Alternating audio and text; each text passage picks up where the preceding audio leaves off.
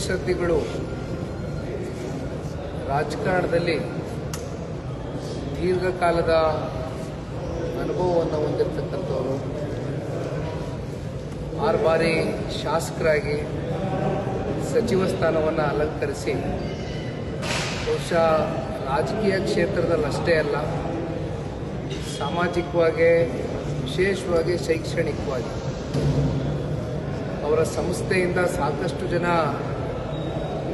ಮಕ್ಕಳುಗಳಿಗೆ ಒಂದು ವಿದ್ಯಾದಾನವನ್ನು ಮಾಡಿರ್ತಕ್ಕಂಥ ಪುಣ್ಯಾತ್ಮರು ಶಾಮನೂರು ಶಿವಶಂಕರಪ್ಪನವರು ಇವತ್ತು ನಮ್ಮನ್ನೆಲ್ಲರನ್ನೂ ಅಗಲಿ ಹೋಗಿರ್ತಕ್ಕಂಥದ್ದು ನಿಜಕ್ಕೂ ಕೂಡ ಭಾಳ ಪ್ರತಿಯೊಬ್ಬರಿಗೂ ಕೂಡ ಮನಸ್ಸಿನ ಮೇಲೆ ದುಃಖ ಉಂಟಾಗಿದೆ.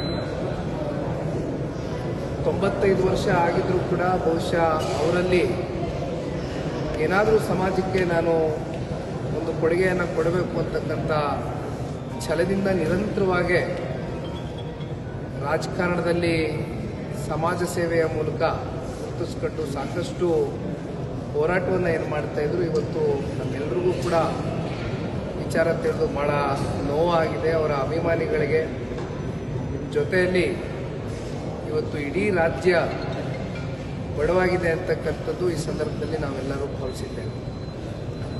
ಮಲ್ಲಿಕಾರ್ಜುನ್ ಸಾಹೇಬರು ಅವರ ಸುಪುತ್ರರನ್ನ ಈಗ ತಾನೇ ಭೇಟಿಯನ್ನು ಮಾಡಿದರು.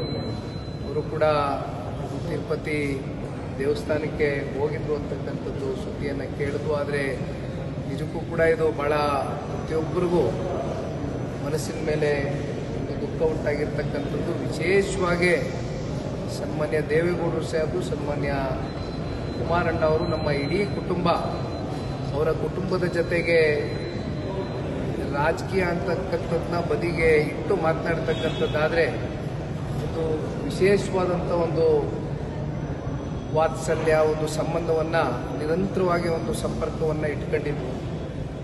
ನನಗೆ 1-2 ಬಾರಿ ಅವ್ರನ್ನ ಭೇಟಿ ಆಗ್ತಕ್ಕಂಥ ಒಂದು ಅವಕಾಶ ಸಿಕ್ಕಿತ್ತು.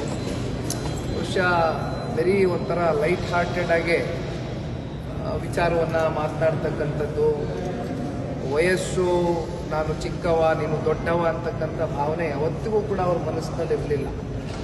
ಯಾವಾಗಲೂ ಕೂಡ ನಮ್ಮಂಥ ಯುವಕರಿಗೆ ಒಂದು ಸ್ಫೂರ್ತಿದಾಯಕವಾಗಿ ಮಾರ್ಗದರ್ಶನ ನೀಡುವ ನಿಟ್ಟಿನಲ್ಲಿ ಶಾಮನೂರು ಶಿವಶಂಕರಪ್ಪ ಸಾಹೇಬರು ನಮ್ಮೆಲ್ಲರಿಗೂ ಕೂಡ ಮಾರ್ಗದರ್ಶನವನ್ನು ನೀಡ್ತಾನೆ ಬಂದಿದ್ದರು.